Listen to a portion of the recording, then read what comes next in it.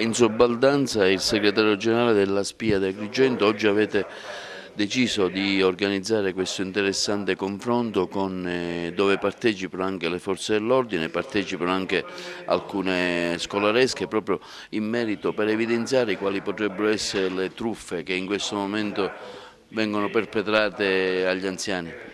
Allora, gli anziani intanto consideriamo che sono soggetti spesso più deboli, specialmente quando si trovano in uno stato di solitudine. Sono deboli quando si trovano in uno stato di indigenza, sono deboli quando si trovano in uno stato anche di povertà relativa. E il fatto che noi abbiamo immaginato e pensato di organizzare questo convegno è perché abbiamo avvertito, anche dalle notizie che apprendiamo, di questo fenomeno che si sta diffondendo sempre di più nella società nostra. Per cui, siccome noi rappresentiamo gli anziani soprattutto, immaginiamo e pensiamo che occorre accendere il riflettore su questo tema, e quindi chi meglio del sindacato impegnato nel sociale e chi meglio delle forze dell'ordine, che sono quelle che debbono tutelare a 360 gradi, incrementando anche il controllo del territorio, perché si possa limitare, non credo sconfiggere, il fenomeno delle truffe sia agli anziani ma a tutta la società.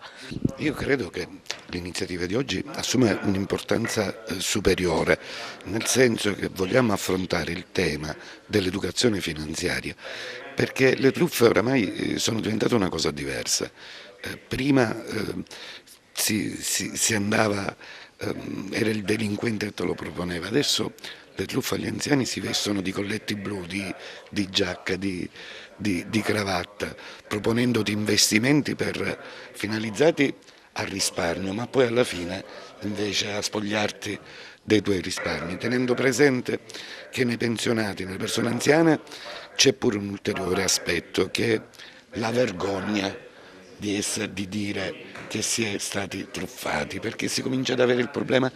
ero anziano e ne hanno approfittato. Quindi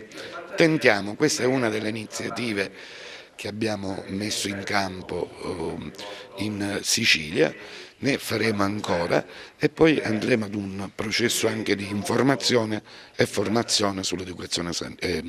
finanziaria. Noi stiamo intraprendendo una strada nell'educazione finanziaria degli anziani, nel tentativo di dare prevenzione da una parte, oltre che la repressione che devono fare le forze dell'ordine, e di dire agli anziani di fare grande attenzione, ma anche di dare uno strumento. Noi abbiamo